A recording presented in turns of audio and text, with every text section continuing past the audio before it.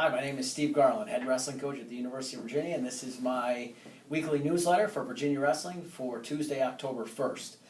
First, I'll address the obvious. I was getting hate mail, text messages, verbal abuse about my hair, so I shaved it off. I was getting crushed by people in my neighborhood, random dudes on the street. Apparently, the hair wasn't working for everybody, so I got with my girl in Crozet, my barber, and she shaved it right down, took it down high and tight. So hopefully that's going to make some people happy out there.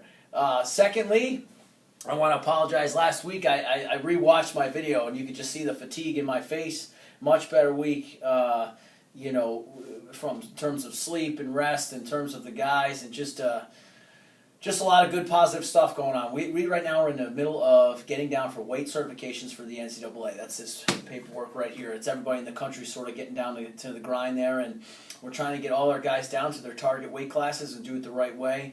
It's a lot more complicated than people think. I won't get into the details, but there's a lot that goes into it.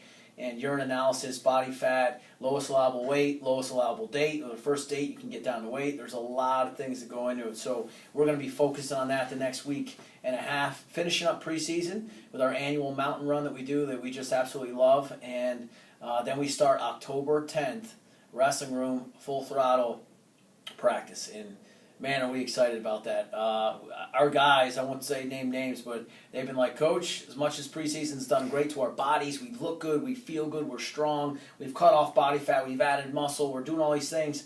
I'll tell you what, I'm ready just to be a wrestler. So, and I am too. It's my greatest joy is being in the wrestling room with the guys. So, frankly, I'm excited to get back in there too.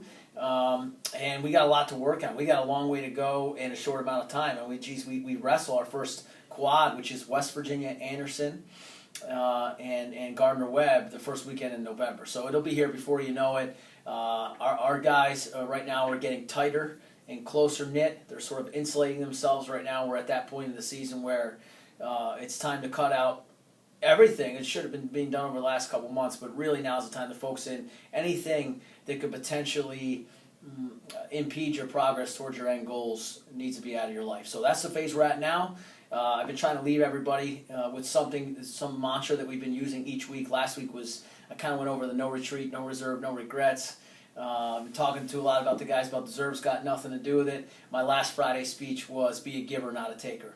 In a society, and the point is in a society and in an athletic department where these guys in their age group, not anything wrong with it, but the fact of the matter is they're taking constantly. They take from sports medicine, they take from strength conditioning coach, they take from our staff, they take from sports psychology staff, they take from academic advisors, mentors, tutors. Everybody pours into them, so they do this constantly. They're just taking. And what happens is, as much as they need that help and it's great for them, it's a fine line. You can become a taker and never a giver. And so I try to switch these guys' mindsets a little bit to think about service, to think about leading with a servant's heart, to think about thinking about other people, to actually stop and think about that, and then what's your actions going to be after you thought about that? How are you going to live your life in that manner where you're actually being mindful of the people around you, and you're actually actively pursuing giving back to somebody? And it could be the smallest little thing, it could be a tap on the back, but it goes such a long way. And it's not just about what you're doing for that person, it's about how you're feeling about it. That may sound corny, but that's something that we're trying to do better as a team, and hopefully that's something that you guys can sink your teeth into. I will see you next week.